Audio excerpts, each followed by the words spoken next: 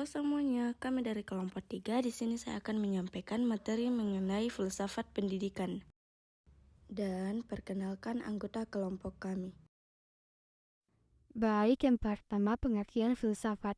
Filsafat adalah seni kritik yang bukan semata-mata membatasi diri pada deskriptif atau seakan-akan takut untuk membawa pandangan positifnya sendiri. Dalam arti bahwa filsafat tidak pernah puas diri, tidak pernah membiarkan sesuatu sebagai sudah selesai, bahkan senang untuk membuka kembali perdebatan.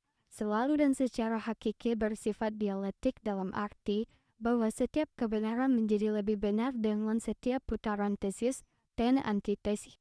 Selanjutnya, tujuan filsafat. Tujuan filsafat pendidikan dapat ditinjau dari tujuan filsafat dan pendidikan itu sendiri, untuk mengkritis suatu kepercayaan dan sikap yang telah dijunjung tinggi, mendapatkan gambaran keseluruhan, analisis logis dari bahasa serta penjelasan tentang arti kata dan konsep.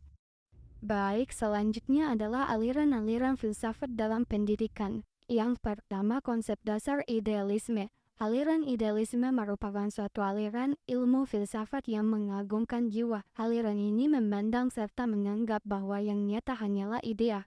Idea sendiri selalu tetap atau tidak mengalami perubahan serta penggeseran, sehingga semua yang mengalami gerak tidak dikategorikan sebagai idea. Yang kedua, konsep dasar realisme.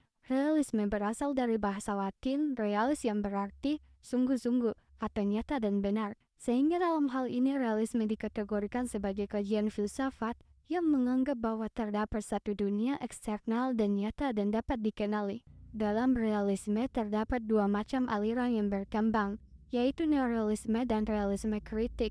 Neorealisme yang berpendapat bahwa manusia dapat mengetahui sesuatu sebagaimana ia nampak oleh indera-indera. Jadi di sini pengalaman individu adalah merupakan faktor yang penting. Realisme kritik berpendapat bahwa bila sesuatu itu dapat diketahui dengan cepat dan betul, sebagaimana adanya mengapa masih dapat timbul kesimpang siurang ilusi kenyataan yang ada. Yang ketiga, konsep dasar pragmatisme. Pragmatisme merupakan aliran filsafat yang mengajarkan bahwa apa yang benar adalah segala sesuatu yang membuktikan dirinya sebagai yang benar, dengan melihat filsafat pendidikan kepada akibat-akibat atau hasilnya yang bermanfaat secara praktis. Adapun gagasan-gagasan aliran praktisme, yaitu A. Tujuan pendidikan, B. Kedudukan siswa, dan C. Kurikulum. Dan yang terakhir, konsep dasar eksistensibilitasme.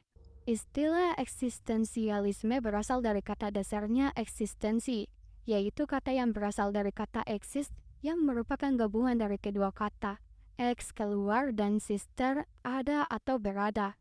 Sehingga ekstensi memiliki arti sebagai sesuatu yang sanggup keluar dari keberadaannya, atau sesuatu yang mampu mengelampui dirinya sendiri. Beberapa hal penting terkait dengan penerapan eksistensialisme dalam pendidikan adalah sebagai berikut, yaitu A. Pengetahuan, B. Nilai, C. Pendidikan, D. Tujuan pendidikan, E. Kurikulum, dan F. Proses belajar mengajar. Selanjutnya, pengaruh filsafat terhadap pembelajaran dan kurikulum. Pengaruh filsafat pendidikan terhadap strategi pembelajaran dalam pendidikan teknologi kejuruan sangat signifikan. Filsafat pendidikan menentukan pandangan mendasar tentang tujuan, isi dan metode pembelajaran, yang kemudian membentuk landasan bagi strategi pembelajaran. Misalnya, yang pertama filsafat esensialisme, yang menekankan penguasaan materi inti akan memengaruhi. Yang kedua filsafat humanisme, akan menekankan pengembangan potensi manusia, sehingga strategi pembelajaran akan lebih menekankan pada aspek pengembangan kreativitas dan keterampilan personal. Yang ketiga, filsafat realisme akan menekankan pada penerapan pengetahuan dan keterampilan dalam konteks nyata, sehingga strategi pembelajaran akan lebih menekankan pada simulasi, magang, atau proyek nyata dalam dunia industri. Selanjutnya, filsafat pendidikan progresif. Progresivisme merupakan aliran filsafat pendidikan modern yang menghendaki adanya perubahan pelaksanaan pendidikan menjadi lebih maju. Adapun tujuan aliran progresivisme, tujuan dari aliran progresivisme dalam pendidikan ialah ingin merubah praktik pendidikan yang selama ini terkesan otoriter menjadi demokrasi dan lebih menghargai potensi dan kemampuan anak, serta mendorong untuk melaksanakannya pembelajaran yang lebih banyak melibatkan peserta didik. Dengan menerapkan aliran progresivisme dalam pendidikan, harapannya dapat membawa perubahan dan kemajuan pendidikan di Indonesia menjadi lebih berkualitas sehingga mampu mewujudkan tujuan pendidikan nasional Indonesia. Yang terakhir adalah implikasi etis dan moral dalam pendidikan. Adapun nilai etis dalam pendidikan yaitu memiliki implikasi yang sangat mendalam bagi proses pembelajaran, pengembangan karakter, serta interaksi antara semua pihak yang terlibat, termasuk guru, siswa, dan masyarakat. Berikut beberapa implikasi utama dari penerapan nilai-nilai etis dalam pendidikan, yaitu pengembangan karakter, meningkatkan lingkungan pembelajaran, membangun kepercayaan dan relasi yang baik, dan yang terakhir mengatasi konflik dengan bijak.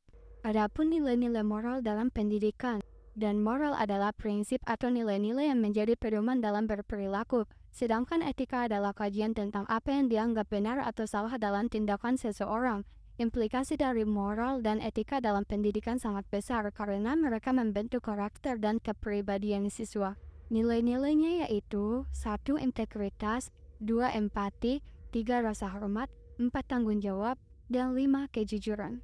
Adapun kesimpulan dari penjelasan materi ini yang dimana filsafat pendidikan adalah salah satu cabang filsafat yang bertujuan untuk menyelidiki prinsip-prinsip dasar, tujuan dan metode dalam pendidikan. Fungsi utama dari filsafat pendidikan adalah untuk mengkritisi dan menganalisis berbagai konsep yang berkaitan dengan pendidikan, seperti kebenaran, nilai dan tujuan akhir dari proses pendidikan itu sendiri. Secara fundamental, filsafat menekankan sikap kritis terhadap pandangan atau pengetahuan yang ada, seperti yang dinyatakan oleh Franz Magnus Sueseno. Hal ini menunjukkan bahwa filsafat tidak pernah merasa puas dengan satu kebenaran tertentu, melainkan selalu terbuka untuk diskusi baru yang dapat memperdalam pemahaman tentang berbagai fenomena. Sekian dan terima kasih.